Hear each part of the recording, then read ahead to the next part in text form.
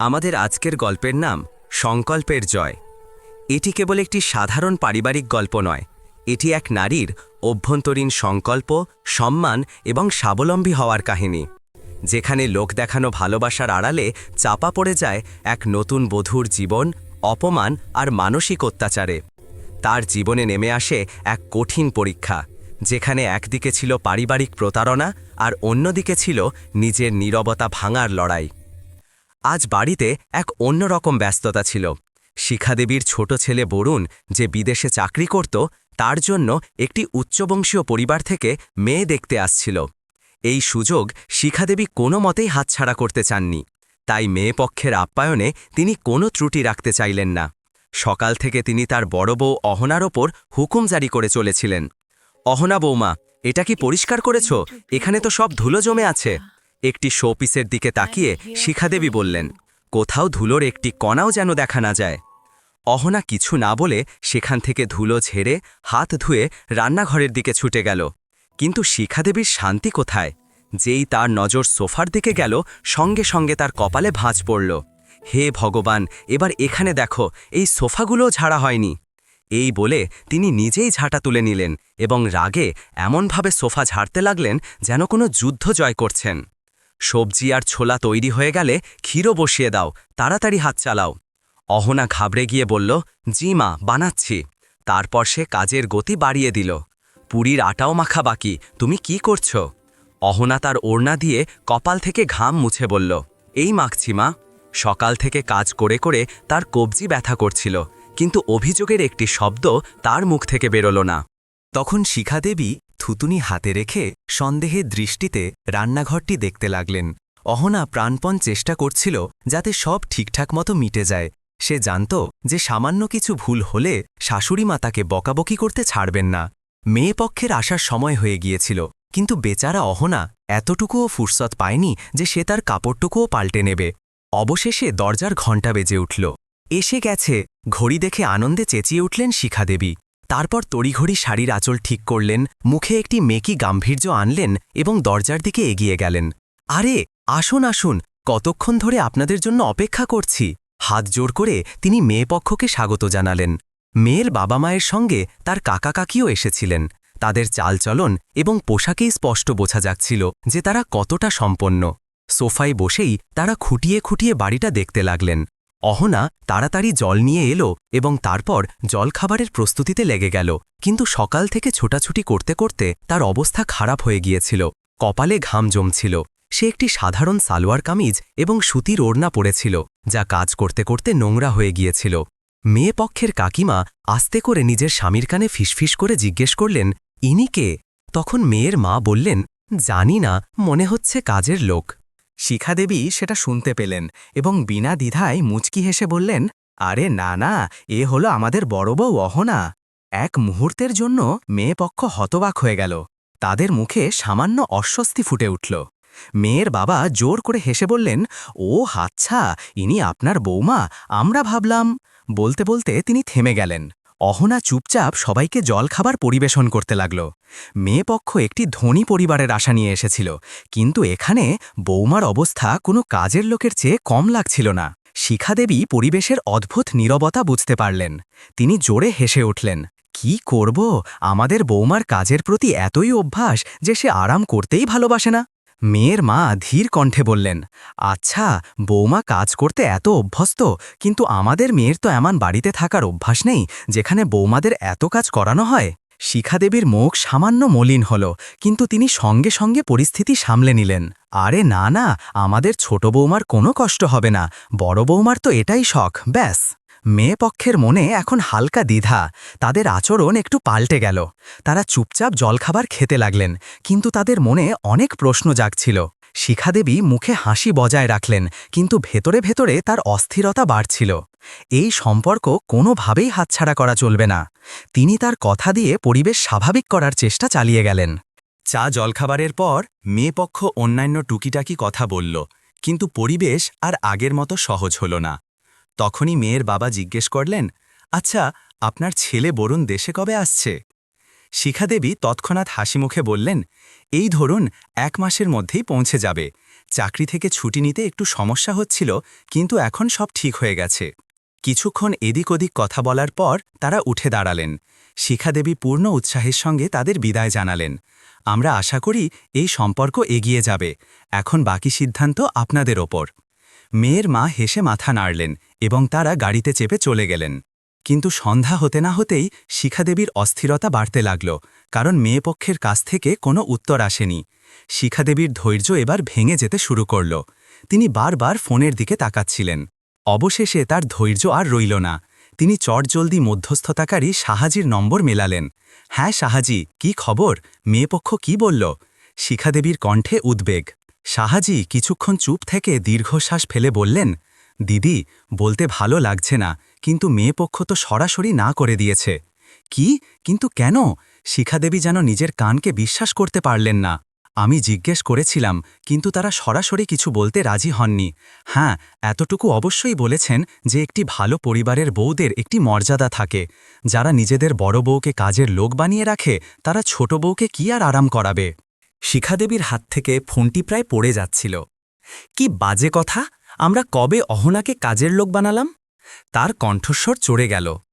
শাহাজি শান্ত গলায় বললেন, দেখুন, আমি আপনাকে স্পষ্ট বলছি, আসলে তাদের মনে হয়েছে যে আপনাদের পরিবার তাদের সামাজিক অবস্থানের সঙ্গে মানানসই নয়।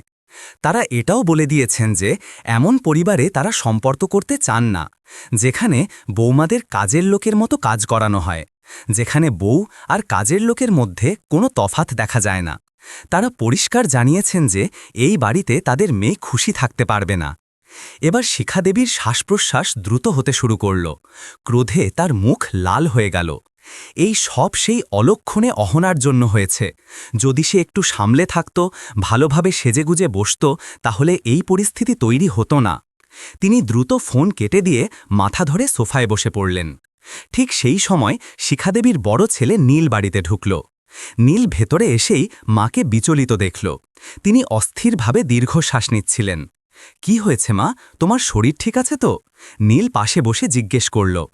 শিখাদেবীর রাগে ফুঁসতে ফুঁসতে বললেন, যতদিন এই অহনা আমাদের জীবনে থাকবে ততদিন কিছুই ঠিক হবে না, না আমার শরীর আর না এই বাড়ির অবস্থা। নীল চমকে গেল। এখন আবার কি হলো মা? শিখাদেবীর রাগে চোখ বন্ধ করে নিলেন। তারপর বললেন, এত ভালো সম্বন্ধ এসেছিল বরুণের জন্য, আর মেয়েপক্ষ না করে দিল। তারা এই সম্পর্ক ফিরিয়ে দিয়েছে, আর তার কারণ শুধু তোমার বউ। নীলের বিশ্বাস হল না। অহনার জন্য? কিন্তু কেন? শিখাদেবী চোখ খুলে তাকে ধমক দিলেন। তুমি কি দেখনি সে কি পোশাকে তাদের সামনে এসেছিল? তার কাপড় পরারও কোনো কায়দা নেই। তার ওপর চললে সে গোটা পরিবারকে ডোবাবে। তার সামান্যও বুদ্ধি নেই। সকাল থেকে তাকে বলেছিলাম যে মেয়েপক্ষ বড় ঘরের, তবুও সে কাজের লোকের মতো ঘুরে বেড়াচ্ছিল। নীলের মুখ গম্ভীর হয়ে গেল। শিখাদেবী আরও বললেন, একটি বউয়ের পোশাক আশাক দিয়েই তার স্বামী ও শ্বশুরবাড়ির সম্মান হয়। সে যদি ভালো পোশাক পরে তবে সবাই তোমারই প্রশংসা করবে, আর যদি সে এভাবে থাকে তবে লোকে বলবে যে আমরা আমাদের বৌমার ওপর অত্যাচার করি, না তাকে ভালো খেতে দিই, না ভালো পরতে। এবার ভাবো, এই কথা যখন 10 জনের কাছে পৌঁছবে তখন আমাদের ইজ্জতের কি হবে? নীল এখন মায়ের কথায় সত্যতা দেখতে পেল। এবার তুমি কিছু করো বাবা, যদি এই বাড়ির সম্মান বজায় রাখতে হয় তবে তোমার স্ত্রীকে বোঝাও যে একজন বউকে কিভাবে থাকা উচিত। নীল কিছু না বলে দ্রুত উঠে গেল এবং রাগে নিজের ঘরের দিকে এগিয়ে গেল। নীল ধাক্কা দিয়ে দরজা খুলতেই অহনা তাড়াতাড়ি উঠে বলল, এসে গেছেন আপনি, আমি আপনার জন্য জল নিয়ে আসছি। অহনা রান্নাঘরের দিকে যেতেই নীল তার হাত ধরে থামিয়ে দিল এবং সজোরে তাকে পেছনের দিকে ঠেলে দিল। কোনো মতে নিজেকে সামলে নিল অহনা। সে তার এই আচরণের কারণ জিজ্ঞেস করার আগেই নীল কর্কশ কণ্ঠে বলল, এই, তুমি কেমন বেশভূষা করে রেখেছ? আমাদের বিয়ের মাত্র 1 বছর হলো, আর নিজেকে আয়নায় দেখো, নতুন বউ নয়, যেন কারো বিধবা লাগছে। শুনে অহনার হুঁশ উড়ে গেল। এ কি ধরনের কথা বলছেন আপনি? আর কি বলবো, তোমার এতটুকুও বুদ্ধি নেই যে কারোর সামনে কিভাবে আসা উচিত। অহনা অবাক হয়ে বলল, কি মানে? আহা, তুমি এত ছোট মেয়েও ন যে এতটুকু বোঝো না যে বাইরে থেকে লোক এলে কিভাবে সাজে থাকা উচিত। লোকে কি ভাববে যে আমরা তোমাকে ঠিকমতো পড়তে দিই না? অহনার চোখে জল এসে গেল। কিন্তু নীল, সকাল থেকে সব কাজ তো আমিই করছিলাম। আমি তো পরার জন্য নতুন শাড়ি বেরও করেছিলাম, কিন্তু এত কাজ ছিল যে কাপড় বদলানোর ফুরসতই পাইনি। তাই নীল তার কথা থামিয়ে দিয়ে জোরে চিৎকার করে উঠল, তো কি হয়েছে? বাড়ির কাজ করা তোমার দায়িত্ব। তুমি কি চাও যে তোমার সেবার জন্য এখানে কাজের লোকের ভিড় লেগে থাকুক? বাড়ির সব কাজ তোমাকেই করতে হবে, কিন্তু এর মানে এই নয় যে তুমি অন্যদের সামনে আমাদের অপমান করবে। আজ তোমার জন্য বরুণের এত ভালো সম্পর্ক হাতছাড়া হয়ে গেল। আজকের পর যদি তুমি কারোর সামনে এমন বেশভূষায় আসো, তাহলে তোমার খবর আছে। অহনা হতবাক, কারণ বিয়ের পর থেকে আজ পর্যন্ত, সকাল থেকে রাত পর্যন্ত সে কেবল তার শাশুড়ি ও স্বামীর ইশারায় নেচেছিল। তবুও তাকেই কথা শুনতে হতো, কথায় কথায় অপমান করা হতো, আর মাঝে মাঝে নীল তার উপর হাতও তুলত। রান্নাঘরে রুটি বানানোর সময় অহনা ভাবতে লাগল, কত আশা নিয়ে সে বিয়ে করে এই বাড়িতে এসেছিল। মায়ের মতো শাশুড়ি পাবে, ভালোবাসার স্বামী পাবে। কিন্তু বাস্তবতা ছিল এর ঠিক উল্টো। শাশুড়ি সারা দিন হুকুম চালাতো, আর রাত হলেই বৌমার অভিযোগের ঝাঁপি খুলে দিত। নীলও কখনো তার কথা শোনার চেষ্টা করত না। উল্টে সামান্য ব্যাপারে চিৎকার করা, চেঁচানো এবং মাঝে মাঝে হাত তোলা তার অভ্যাসে পরিণত হয়েছিল। কত মাস সে নিজের বাড়ি যায়নি, বাবা মায়ের সাথে দেখা হয়নি কতদিন। বিয়ের আগে ভেবেছিল একই শহরে তো বাপের বাড়ি আর শ্বশুর বাড়ি, যখন মন চাইবে মায়ের কাছে চলে যাবে। কিন্তু এখানে তাকে বাড়ি থেকে পা ফেলারও অনুমতি ছিল না।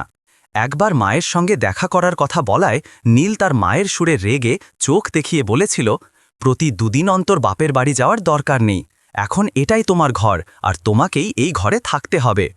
এরপর অহনা আর মায়ের সঙ্গে কথা বলার সাহস করেনি। ফোনেও কথা হতো শাশুড়ির কড়া নজরদারিতে, মাত্র কয়েক মিনিটের আনুষ্ঠানিক কথাবার্তা। তখনই বাইরে থেকে শাশুড়ি মায়ের উচ্চ কণ্ঠস্বর এলো, বৌমা কি রান্নাঘরে গিয়ে ঘুমিয়ে পড়েছে নাকি? নীল ডাইনিং টেবিলে বসে অপেক্ষা করছে। তখন ভাবনায় ডুবে থাকা অহনা হঠাৎ কল্পনার জগৎ থেকে বেরিয়ে এলো। খাবার টেবিলে সাজিয়ে রাখল, কিন্তু মন তখনও ভারী ছিল। পরের দিন সকালে যখন অহনা প্রতিদিনের মতো কাজে ব্যস্ত ছিল, তখন তার শাশুড়িমা বললেন, আজ আমার বন্ধুর ছেলের বিয়েতে যেতে হবে, তাই ভালো কোনো কাপড় পরে তৈরি হয়ে যেও। অহনা ধীর কণ্ঠে বলল, জি মা, আমি তৈরি হয়ে যাব। তখন শিখাদেবী নাক কুচকে বললেন, আর হ্যাঁ, আমি চাই যে তুমি ভালোভাবে তৈরি হও, কোনো এলেবেলে স্যুট পরে যেও না, আমার ইজ্জতের প্রশ্ন। শাশুড়ির কথা শুনে অহনা কয়েক মুহূর্তের জন্য স্তব্ধ হয়ে গেল। গতকালের তেতো কথাগুলো তখনও তার মনে বাজছিল, আর শাশুড়িমা আজ সকালেও তাকে ছোট করার চেষ্টা করছিলেন। অহনা আস্তে করে মাথা নেড়ে দিল এবং শিখা সেখান থেকে চলে গেলেন। কিন্তু অহনার মন খারাপ হয়ে গেল। সন্ধ্যায় সে নিজের আলমারি থেকে হালকা গোলাপি রঙের একটি স্যুট বের করল এবং তৈরি হতে লাগল। সে হালকা সাজগোজ করল, কিন্তু তার মুখ তখনও বিষণ্ণ ছিল। তখনই ঘরে নীল এলো। অহনা তাড়াতাড়ি তার কাপড় বের করে দিল। সে ভাবছিল হয়তো নীল তাকে দেখে তার প্রশংসা করবে, কিন্তু নীল একবারও তার দিকে চোখ তুলে তাকালো না। তখন অহনা নিজেই জিজ্ঞেস করল, বলুন তো কেমন লাগছে আমাকে? নীল তার দিকে তাকিয়ে বলল, ঠিক লাগছে। এত ঠান্ডা জবাব পেয়ে অহনার মন ভেঙে গেল। তখনই ঘরে তার শাশুড়ি মা এলেন এবং বললেন, আরে নীল, এসে গেছিস, তাড়াতাড়ি তৈরি হয়ে যা, না হলে দেরি হয়ে যাবে। তারপর শিখাদেবীর চোখ অহনার দিকে গেল। বৌমা, তুমি আবার এই খারাপ স্যুটটি পরে নিয়েছ? কতবার বলেছি তোমার মায়ের দেওয়া এই সস্তা কাপড়গুলো পরার দরকার নেই। সবাই কি ভাববে যে আমার বৌমার কাছে পরার মতো ভালো কাপড় নেই? এখনই এই কাপড় বদলাও এবং তোমার বিয়ের শগুনে আমরা যে লাল শাড়ি দিয়েছিলাম সেই শাড়িটি পরো, যা আমি তোমাকে উপহার হিসেবে দিয়েছিলাম। আর এটা কি, তুমি তো একটি গয়নাও পরনি। নীল, এ তো সবার সামনে আমাদের নাক কেটে দেবে। এই কথা শুনে নীল রেগে বলল, তুমি সোনার গয়না কেন পরনি? তখন অহনা বলল, ওই গয়না তো। অহনা তার কথা শেষ করার আগেই শিখাদেবী উচ্চস্বরে বললেন, হ্যাঁ হ্যাঁ, আমি জানি গয়না আমার কাছেই আছে, যত্ন করে রেখেছি। আমি তোমার গয়না খেয়ে ফেলছি না। তবে আমি এটাও জানি যে তুমি সেই গয়না যত্ন করে রাখতে পারবে না, তাই নিজের কাছেই রেখেছি আমি। তখন নীল বলল, অহনা, তুমি মায়ের কাছে গয়না চেয়েও তো নিতে পারতে, কিন্তু না, তোমার অহমে আঘাত লাগে, তাই না? অথবা তুমি পৃথিবীর সামনে এটা প্রমাণ করতে চাও যে তুমি খুব বেচারি, যাকে আজ পর্যন্ত কেউ কিছু দেয়নি। এখন দাঁড়িয়ে আমার মুখের দিকে কি দেখছ? আর হ্যাঁ, এবার মুখে একটু হাসি রাখো, বিয়েতে যাচ্ছ, কোনো শোক সভায় যাচ্ছ না। এই কথা বলে নীল বাথরুমে চলে গেল। অহনার চোখ থেকে জল গড়িয়ে পড়ছিল। সে তার শাশুড়ির কথা মতো চুপচাপ তাদের দেওয়া লাল শাড়িটি বের করল, সাজগোজ করল, গয়না পরল এবং মুখে একটি জোর করে হাসি এঁকে নিল। কিছুক্ষণ পর তারা সবাই বিয়েবাড়িতে পৌঁছাল। শিখাদেবীর বান্ধবী এবং অন্যান্য পরিচিত লোকেরা সেখানে উপস্থিত ছিলেন। অহনা দেখল যে তারা লোকজনের সামনে পৌঁছাতেই তার শাশুড়ি এবং স্বামীর ব্যবহার পুরোপুরি পাল্টে গেল। শিখা অহনাকে নিজের কাছে টেনে নিলেন এবং গর্বের সঙ্গে বললেন, দেখো, এ হলো আমার বৌমা, কি সুন্দর আর সংসারী, তাই না? তার কণ্ঠে সেই মিষ্টি সুর ছিল যা অহনা বাড়িতে কখনো শুনতে পেত না। নীলও অহনার পাশে দাঁড়ানো ছিল। সে তার দিকে তাকিয়ে হেসে বলল, আজ তোমাকে খুব সুন্দর লাগছে। অহনা তার দিকে তাকাল, কিন্তু তার চোখে কোনো ভাব ছিল না। সে জানত এইসব শুধু লোক দেখানোর জন্য। এদিকে শিখাদেবীর বান্ধবী মিতা তার আরেক বান্ধবীর সাথে কথা বলছিলেন। যাই বলো, শিখার বোমা কিন্তু খুব রূপসী, আর শুনেছি স্বভাবও খুব ভালো, মিতা বললেন। দ্বিতীয় বান্ধবীটি মাথা নেড়ে বলল, শিখাও নিশ্চয়ই তার খুব খেয়াল রাখে। বৌমার কাছ থেকে ভালো ব্যবহার পেতে হলে তার সাথেও তো ভালো ব্যবহার রাখতে হয়, তাই না? মিতা হেসে উত্তর দিল, হ্যাঁ, শিখা সব জায়গায় তার বৌমাকে সঙ্গে নিয়ে যায়। আর দেখো না, কত সুন্দরভাবে তার সাথে পরিচয় করায়। তার শাড়িটা দেখো, এটা কমপক্ষে ৮০,০০০-এর হবে। তখনই শিখাদেবী তার বান্ধবীদের কাছে আসতেই মিতা বললেন, বাহ শিখা, তোমার কপালটা খুব ভালো, বৌমা তো খুব সুন্দর তোমার। শিখাদেবী গর্বের সাথে মাথা নেড়ে বললেন, আরে মিতা, যদি মেয়ে শ্বশুরবাড়িতে হাসি খুশি থাকে তবে চেহারায় তো জেল্লা আসবেই। আমি তাকে মেয়ের মতো করে রাখি। আর নীল তো কি বলবো, তার সব আবদার পূরণ করে। শ্বশুরবাড়িতে এত খেয়াল রাখা হলে চেহারায় ঔজ্জ্বল্য আসবে না কেন? মিতা হেসে বলল, হ্যাঁ, সেটা তো দেখাই যাচ্ছে যে নীল তাকে কত ভালোবাসে। প্রায় ফেসবুকে তার সঙ্গে ছবি শেয়ার করে। তোমার বৌমার কি কপাল। শিখাদেবী গর্বের সাথে বললেন, আরে, ও তো এখানে এত খুশি যে নিজের বাপের বাড়ি যাওয়ার নামই নেয় না। ওর বাবা মা তো রোজ ফোন করে আসতে বলে, কিন্তু ও যাই না। আমিও তাকে বলি যে বেটা, কিছুদিন পর বাপের বাড়ি ঘুরে এসো, সেখানে থাকতে চলে যাও। বাবা মায়েরও তো মন চায় দেখা করতে। কিন্তু ও তো এখানে এত মন লাগিয়ে দিয়েছে যে বাবা মাকেও ভুলে গেছে। মিতা অবাক হয়ে বলল, আরে বাহ, এটা তো দারুণ কথা। নইলে আজকালকার বৌমারা তো শাশুড়ির সঙ্গে থাকতেই পছন্দ করে না। আর এখানে তোমার বৌমা তোমাদের সঙ্গে থেকে এত খুশি। তারপর মিতা অহনার গয়নার দিকে ইঙ্গিত করে বললেন, যাই হোক, তোমার বৌমার গয়নাগুলো তো খুব সুন্দর, তোমার দেওয়া, তাই না? শিখাদেবী গর্বের সঙ্গে বললেন, আরে, আর না তো কি, আমি খুব শখ করে একটি একটি করে গয়না বানিয়েছি আমার বৌমার জন্য। আমি তো তাদের বিয়ের আগেই ভেবে নিয়েছিলাম যে আমার বৌমার জন্য আমি খুব দামি গয়না বানাবো। একটি গয়নাও হালকা নয়, সব ভারী আর কারুকার্য করা। অহনা সব শুনছিল। কথা হচ্ছিল সেই গয়না নিয়ে, যা শিখাদেবী তার বিয়ের সময় কিনেছিলেন ঠিকই, কিন্তু আজ পর্যন্ত তাকে নিজের গয়না পরার সৌভাগ্য দেননি। আজ শুধু বাইরে লোকজনকে দেখানোর জন্য পরানো হয়েছে। শিখাদেবী অহনাকে নিজের কাছে ডাকলেন এবং মিষ্টি গলায় বললেন, এসো বেটা, তোমাকে সবার সাথে পরিচয় করিয়ে দিই। তিনি অহনাকে তার বান্ধবীদের সামনে দাঁড় করালেন এবং এমনভাবে দেখাতে লাগলেন যেন তিনি অহনার সবচেয়ে ভালো বান্ধবী। দেখো, এ হলো আমার বৌমা, গর্বের সঙ্গে বললেন শিখা। অহনা হাসার চেষ্টা করল, কিন্তু তার মন ভারী ছিল। কিছুক্ষণ কথা বলার পর শিখাদেবী বললেন, আরে বৌমা, তোমরা দুজন গিয়ে খাবার খেয়ে নাও, নীল তোমার জন্য অপেক্ষা করছে, তোমাকে ছাড়া কি সে খেতে পারবে? এই কথা বলতে শিখাদেবী হাসতে লাগলেন। মিতা শিখাদেবীর প্রশংসা করে বললেন, যাই বলো, তুমিও প্রশংসার যোগ্য শিখা। তোমার বৌমাকে এত ভালোবাসা দেওয়া সবার পক্ষে সম্ভব নয়।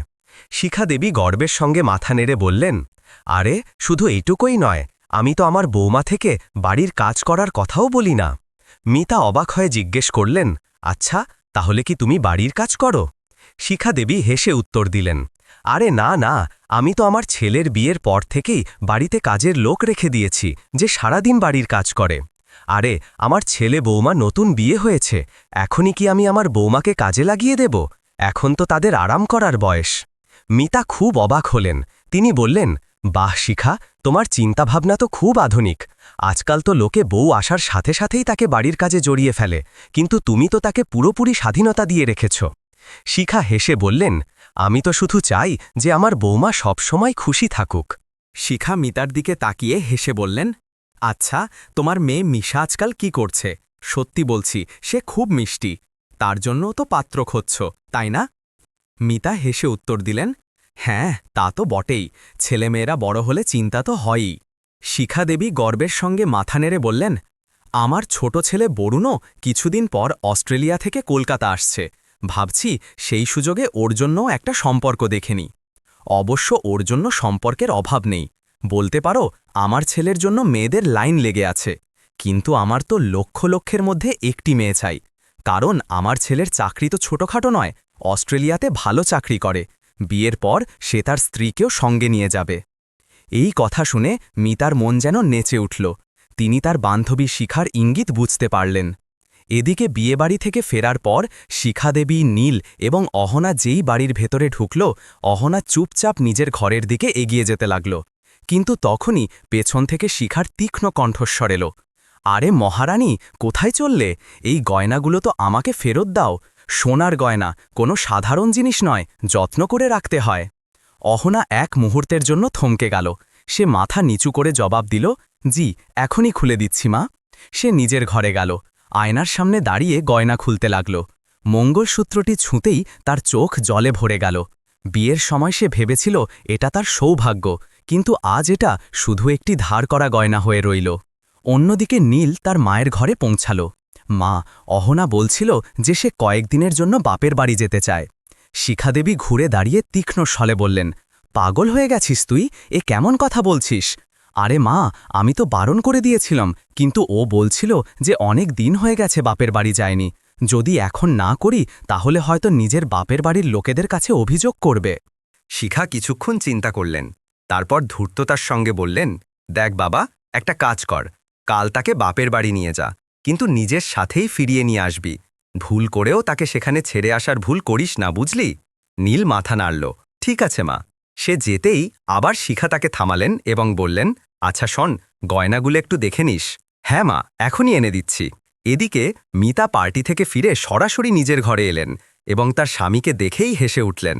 মিতা উত্তেজিত হয়ে বললেন, জানেন আজকের পার্টিটা কি দারুণ ছিল, ওখানে শিখার বৌমা অহনাকে দেখে তো মন ভরে গেল। স্বামী একটু অবাক হয়ে বললেন, আচ্ছা, এমন কি বিশেষ ছিল? আরে বাবা, তার ছেলে বৌমার জুটি দেখার মতো ছিল। নীল তার স্ত্রীকে কত ভালোবাসে জিজ্ঞেসই করবেন না। দুজন একই প্লেটে খাচ্ছিল, কখনো অহনার জন্য কিছু আনছিল তো কখনো কিছু। সত্যি বলতে এমন ভালোবাসা আমি খুব কম বাড়িতে দেখেছি। আর শিখা তো বৌমাকে চোখের মণি করে রাখে। স্বামী একটু সন্দেহের সাথে বললেন, মিতা, সব চকচকে জিনিস শোনা হয় না, এসব লোক দেখানোও হতে পারে, বাইরে একরকম আর ঘরের ভেতরে অন্য রকম। মিতা তাড়াতাড়ি অস্বীকার করে বললেন, না না, এমন নয়, এমন মানুষও হয় পৃথিবীতে যারা বৌমার মন থেকে খেয়াল রাখে। আচ্ছা, ধরে নিলাম, কিন্তু তুমি এত শিখার প্রশংসা কেন করছ? মিতা হেসে বললেন, কারণ সে তার ছোট ছেলে বরুণের জন্য মেয়ে খুঁজছে। আপনি তো জানেন বরুণ অস্ট্রেলিয়াতে সেটেল, বিয়ের পর সে তার স্ত্রীকেও সেখানেই নিয়ে যাবে। কথায় কথায় শিখাও আমাদের মেয়ে মিশার কথা বলছিল। আমারও মনে হয় আমাদের মিশার জন্য এর চেয়ে ভালো সম্বন্ধ আর হবে না, সেখানে গিয়ে সে আরামে থাকবে। তার স্বামী গভীর চিন্তায় ডুবে গেলেন। কথাটা তো ঠিকই বলছ, নিজের মেয়ে ভালো পরিবারে যাক, আরামে থাকুক, এটা কে না চায়। স্বামীর সম্মতি পেয়ে মিতা দেরি না করে পরের দিনই শিখার সাথে এই সম্পর্কের কথা বলার কথা ভাবলেন। অহনা তার স্বামী নীলের সাথে বাপের বাড়ি থেকে ফিরে বাড়িতে ঢুকতেই শিখাদেবীর তীক্ষ্ণ কণ্ঠস্বর ধ্বনিত হল, এসে গেছিস নিজের বাবা মায়ের সাথে দেখা করে? এবার তো কলিজায় শান্তি এসেছে তোর। এমনিতেও তোর বাবা মা তোর জন্য খুব তাড়াতাড়ি মন খারাপ করে। আরে, যদি এটাই করতে হতো তবে বিয়ে করার কি দরকার ছিল? রাখতো না তোকে সারা জীবন নিজেদের কাছে বসিয়ে? শিখাদেবীর বিরক্তি আরও বেড়ে গেল। এখন কি দাঁড়িয়ে থাকবি? তাড়াতাড়ি ব্যাগ রাখ আর আমার জন্য খাবার বানাও। ঠিক আছে মা, বলে অহনা যেই ঘরের দিকে যেতে লাগল তখনই শাশুড়ি মা বললেন, যাই হোক, তোর বাবা মায়ের এতটুকুও বুদ্ধি নেই যে আমার জন্য একটু খাবার পাঠিয়ে দিত। খুবই নির্লজ্জ ধরনের লোকেরা। অহনা প্রায়ই তার শাশুড়ির তেতো কথা শুনে চুপ করে থাকত, কিন্তু আজ শিখাদেবীর কথা তাকে ভেতর থেকে নাড়িয়ে দিল। সে আশাভরা দৃষ্টিতে নীলের দিকে তাকাল, হয়তো সে তার পক্ষ নেবে। কিন্তু নীল চুপচাপ দাঁড়িয়েছিল, তার চোখে কোনো ক্রোধ ছিল না। তার চেহারায় স্পষ্ট বোঝা যাচ্ছিল যে সে তার মায়ের কথায় পুরোপুরি একমত। নীল রেগে বলল, ওভাবে আমাদের দিকে কি দেখছিস? শুনতে পাসনি? যা, খাবার বানাও, মায়ের খিদে পেয়েছে। দীর্ঘশ্বাস নিয়ে সে নিজেকে সামলালো এবং চুপচাপ নিজের ঘরে চলে গেল। দরজা বন্ধ করে দিতেই তার চোখ থেকে জল গড়িয়ে পড়ল। এদিকে শিখা দেবী নীলকে নিজের কাছে ডেকে সন্দেহভরা স্বরে বললেন, তুই ওকে সেখানে ওর বাবা মায়ের সাথে একা ছেড়ে আসিসনি তো? আরে না মা, কি বলছো? আমি 1 সেকেন্ডের জন্য ওখান থেকে নড়িনি। ওরা তো ওকে 2-4 দিন থাকতে বলছিল, কিন্তু আমি সরাসরি না করে দিয়েছি। শিখা দেবীর মুখে একটি ধূর্ত হাসি ফুটে উঠল। তিনি সন্তুষ্ট হয়ে মাথা নেড়ে বললেন, ভালো করেছিস। বউদের বেশি প্রশ্রয় দিলে তারা বিদ্রোহ করে বসে। সকাল হয়ে গিয়েছিল, কিন্তু শাশুড়ির তেতো কথা আর নীলের খারাপ ব্যবহার অহনার মনকে ক্ষতবিক্ষত করছিল। তখনই নীলের আওয়াজ তার একাকিত্বকে ভেঙে দিল এবং বিরক্তি নিয়ে বলল, এ কেমন মুখ করে রেখেছিস? যখন দেখো কাঁদুনে মুখ করে বসে থাকিস। অহনা গভীর শ্বাস নিয়ে নিজেকে সামলে নিয়ে ধীরে ধীরে বলল, আচ্ছা, আপনি জানেন না রাতে আপনার মা আমার এবং আমার বাবা মায়ের সম্পর্কে যা যা বললেন তা কি ঠিক ছিল? নীল চোখ সরিয়ে নিয়ে ঝাঁঝালো গলায় জবাব দিল, তো আমার মা কি ভুল বলেছেন? অহনার বুক ধরফর করে উঠল। সে অবাক হয়ে বলল, আমার বাবা মায়ের বিরুদ্ধে এত কথা বললেন তিনি, আর আপনার সেগুলোর মধ্যে কিছুই ভুল মনে হল না?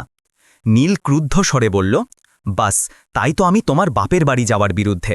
সেখান থেকে ফেরার পর তোমার মাথা খারাপ হয়ে যায়। অহনার রাগ এবার জল হয়ে গড়িয়ে পড়ল।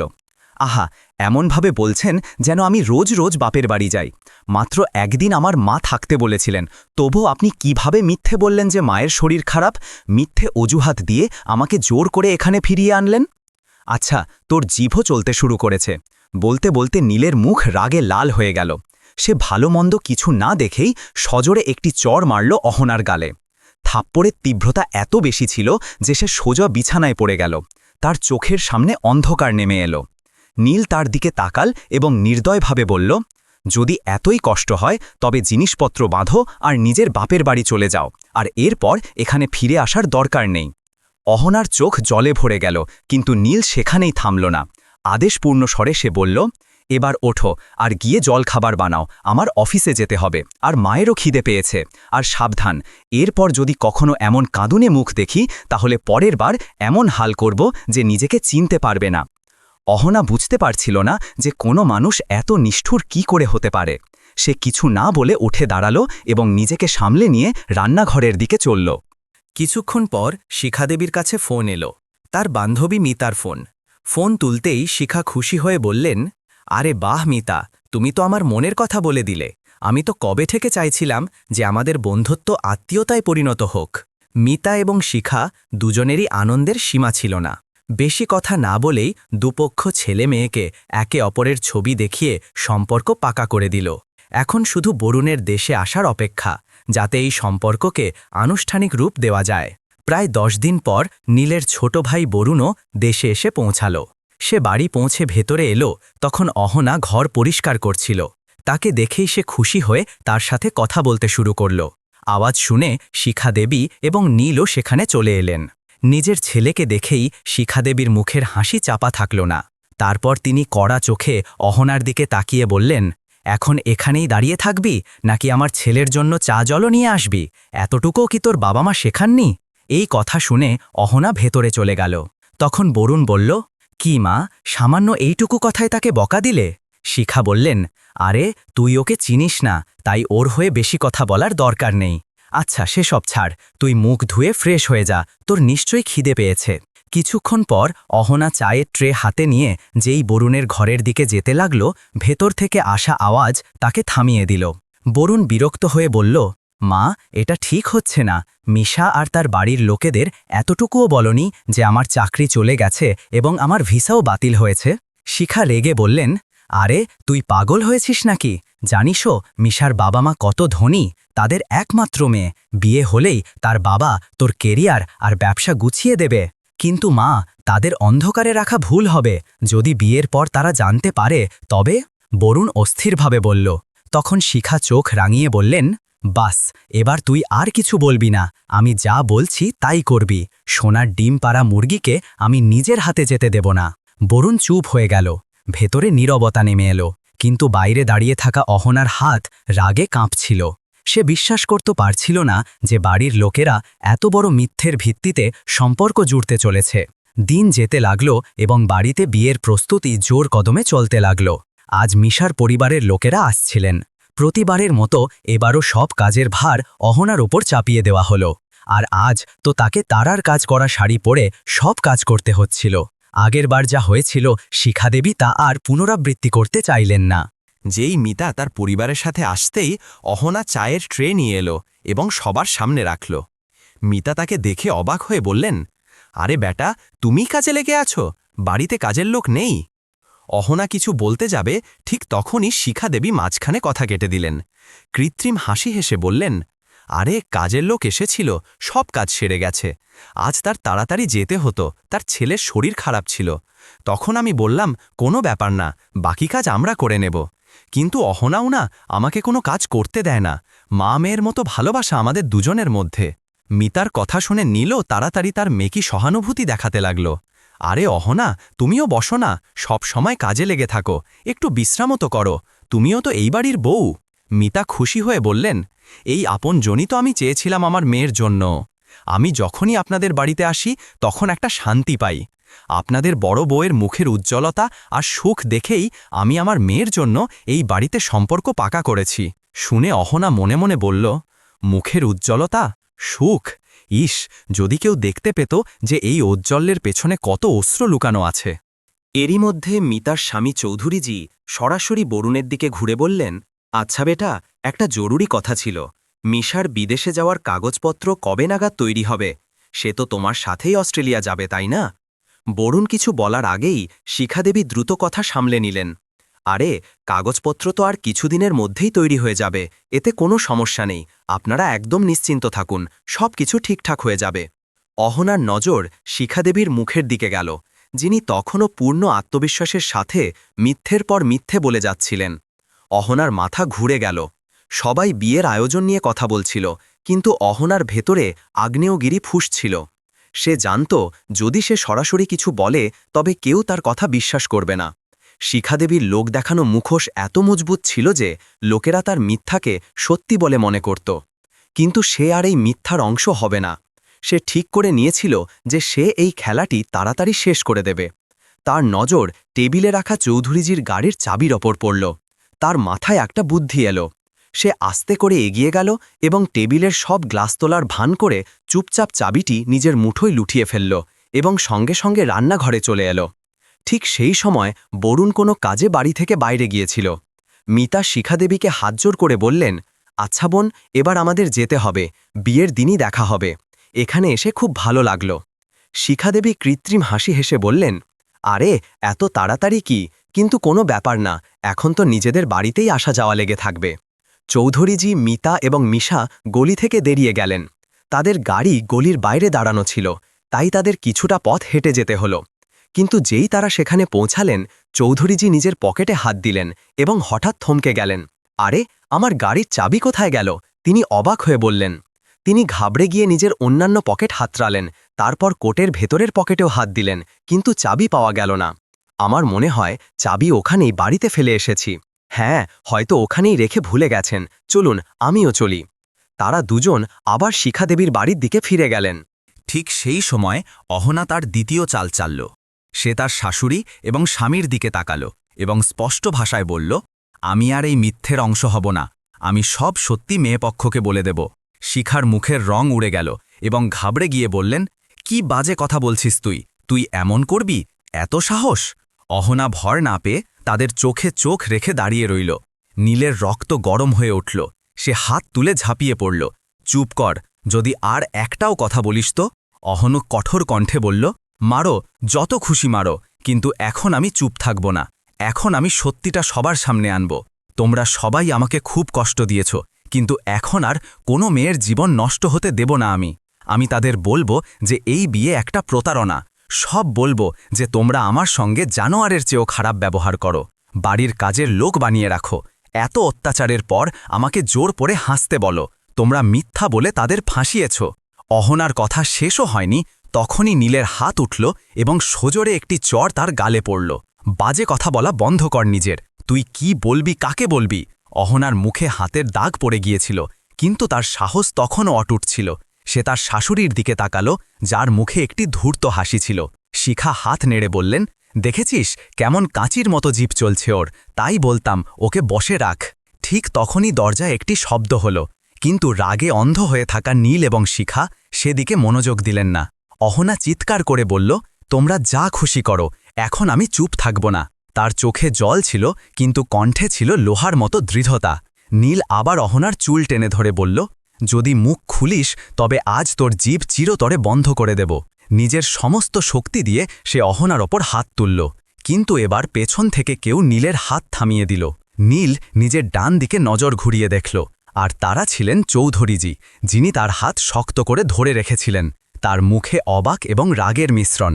শিখা দেবীর মুখের রং উড়ে গেল। নীলও হতবাক হয়ে গেল। তাহলে এই সব চলছিল এই বাড়িতে? আমাদের মেয়েকেও এভাবে ফাঁসানোর ষড়যন্ত্র হচ্ছিল? মিতাজি বললেন। চৌধুরীজি দীর্ঘশ্বাস ফেললেন এবং একটি তেতো হাসি হাসলেন। বাহ শিখাজি, বাহ! আপনি তো খুব বড় খেলা খেলছিলেন। আমরা তো আপনার জালে এমনভাবে ফেসে যাচ্ছিলাম যে নিজেদের হাতে মেয়ের গলা টিপে দিতে চলেছিলাম। শিখাজি ঘাবড়ে গেলেন। আরে না না, আপনারা ভুল বুঝছেন, এই মেয়েটি তো মিথ্যা বলছে, শিখা বললেন। কিন্তু ততক্ষণে অনেক দেরি হয়ে গেছে। মিতা এগিয়ে গিয়ে অহনার গালে পড়া লাল দাগগুলো দেখলেন এবং তার চোখ জলে ভরে গেল। হে ভগবান, এই নিরীহ মেয়েটার কি অবস্থা করেছ তোমরা? এরপর চৌধুরীজি গম্ভীর স্বরে বললেন, এবার এই সম্পর্ক কোনো অবস্থাতেই হবে না। শিখা আর নীল হতবম্ব হয়ে গেলেন। শিখা ঘাবড়ে যাওয়া স্বরে বললেন, আরে না ভাই সাহেব, শুনুন তো। অনেক শুনেছি, এবার আমরা আর কিছু শুনতে চাই না। এই বলে মিতাজি বাড়ি থেকে বেরিয়ে যেতে লাগলেন। কিন্তু যেতে যেতে তিনি অহনার দিকে তাকালেন এবং তার হাত ধরলেন। বেটা, এবার তোমার এই নরকে থাকা উচিত না। যদি আমরা তোমাকে এখানে থাকতে দিই তবে এই জালিম লোকেরা তোমাকে মেরে ফেলবে। তুমি আমাদের সাথে চলো। চৌধুরীজি এবং মিতা অহনাকে নিয়ে সরাসরি পুলিশ স্টেশনে গেলেন। অহনার গলা, হাত এবং গালে থাকা আঘাতের চিহ্ন দেখে পুলিশ দেরি না করে গার্হস্থ্য সহিংসতার মামলা দায়ের করল। এত আঘাত দেখে পুলিশ কর্মীরাও অবাক হয়েছিলেন। পুলিশ সঙ্গে সঙ্গে শিখা এবং নীলকে গ্রেফতার করল। আজ নীল জেলের গার্ডে নিজের অসহায়তার জন্য কাঁদছিল। চৌধুরীজির সাহায্যে অহনা তাদের বিরুদ্ধে কোর্ট ক্যাস করে দিয়েছিল, যা থেকে বাঁচা নীল আর শিখার জন্য অসম্ভব ছিল। এখন তাকে নিজের ওপর হওয়া সমস্ত অত্যাচারের হিসাব যে মেটাতে হতো। এরপর অহনার কথায় চৌধুরীজি তাকে তার বাপের বাড়ি ছেড়ে দিলেন এবং তাকে সব ধরনের সাহায্য করার সিদ্ধান্ত নিলেন। এখন অহনা নিজের জীবনের মালিক নিজেই ছিল। সে তার অসম্পূর্ণ পড়াশোনা আবার শুরু করল, যা বিয়ের পর শিখা এই বলে ছাড়িয়ে দিয়েছিল যে এখন তাকে শুধু বাড়ির কাজ করতে হবে, কিন্তু এখন সে তার পড়াশোনা পুরোপুরি শেষ করছে। এদিকে নীল এবং শিখাকে গার্হস্থ্য সহিংসতার অভিযোগে ৬ মাসের জেল এবং জরিমানার সাজা দেওয়া হল। জেলে কাটানো ৬ মাস তাদের জন্য কোনো দুঃস্বপ্নের চেয়ে কম ছিল না। বাইরে আসার পরও সমাজে তারা অপরাধী ছিল। আত্মীয় স্বজনরা দূরে সরে গেল, প্রতিবেশীরা কথা বলা বন্ধ করে দিল। যাদের সামনে তারা কখনো নিজেদের মিথ্যা অহংকারের উঁচু দেওয়াল তুলে ধরেছিলেন, সেই লোকেরাই এখন তাদের ঘৃণার চোখে দেখত। এই সময় অহনার ডিভোর্সের মামলাও দায়ের করেছিল, আর আজ পুরো ২ বছর কেটে গেছে। আদালত থেকে তাদের বিবাহবিচ্ছেদের অনুমোদন মিলে গিয়েছিল। নীলের গাড়ি অহনার বাড়ির সামনে এসে থামল। তার হাতে একটি তালিকা ছিল, অহনার জিনিসপত্রের তালিকা, যা আদালতের আদেশ অনুযায়ী তাকে ফিরিয়ে দিতে হতো। কিন্তু তার বাড়ির সামনে পৌঁছে সে অবাক হয়ে গেল। সেখানকার দৃশ্য পাল্টে গেছে। সে ডোরবেল বাজাল, দরজা খুলল, কিন্তু সামনে অহনা ছিল না। একজন অপরিচিত মেয়ে দাঁড়িয়েছিল, যে পেশাদার ভঙ্গিতে বলল, জি, কার সাথে দেখা করবেন? নীল একটু থতমত খেয়ে গেল। আমি অহনার সাথে দেখা করতে এসেছিলাম। মেয়েটি মাথা ঘুরিয়ে ভেতরে ডাকল, ম্যাডাম, কেউ দেখা করতে এসেছে আপনার সাথে। সে ভেবেছিল যে তার বয়স্ক বাবা মায়ের সাথে অহনা দারিদ্র্যের মধ্যে দিন কাটাচ্ছে, কিন্তু তার চোখ কপালে উঠল। বাড়ি পুরোপুরি পাল্টে গিয়েছিল। বাড়িতে সব ধরনের আধুনিক সুবিধা ছিল, সুন্দর সজ্জা ছিল, কোনায় রাখা ইনডোর প্ল্যান্টস পুরো পরিবেশকে একটি ক্লাসিক লুক দিচ্ছিল। তখন অহনা বাইরে এলো, কিন্তু সে আর আগের সেই ভীত সন্ত্রস্ত অহনা ছিল না। এখন তার সামনে একজন আত্মবিশ্বাসী, স্বাবলম্বী এবং মর্যাদাময়ী মেয়ে দাঁড়িয়েছিল। পরিপাটি করে বাঁধা চুল, হালকা মেকআপ এবং গোলাপের মতো সতেজ মুখ। নীল অবাক হল যে এই কি সেই মেয়ে যাকে সে একসময় নিজের পায়ের জুতোর মতো মনে করত। আমি তোমার জিনিসপত্র নিয়ে এসেছিলাম, সে কোনো মতে বলল। অহনা কোনো ভাবান্তর না দেখিয়ে বাড়িতে কাজ করা কবিতাকে ডাকল। কবিতা, জিনিসপত্র ভেতরে রেখে দাও। তারপর সে তার ঘড়ির দিকে তাকাল এবং ঘুরতে লাগল। আমার দেরি হচ্ছে, আমি বেরোচ্ছি। অহনা যেই দরজা থেকে বাইরে বেরোল, নীল তাড়াতাড়ি তার পেছনে এলো। অহনা, শোনো, আমি কিছু বলতে চাই।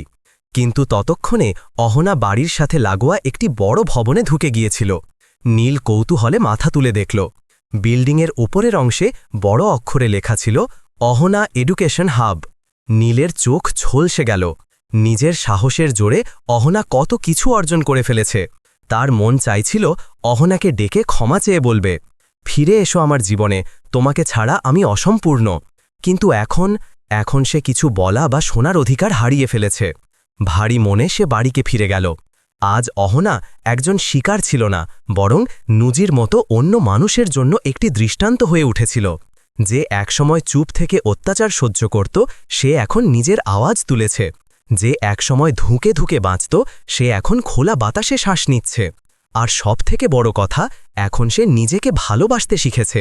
তার চোখে এখন আর জল নেই, আছে অনেক স্বপ্ন।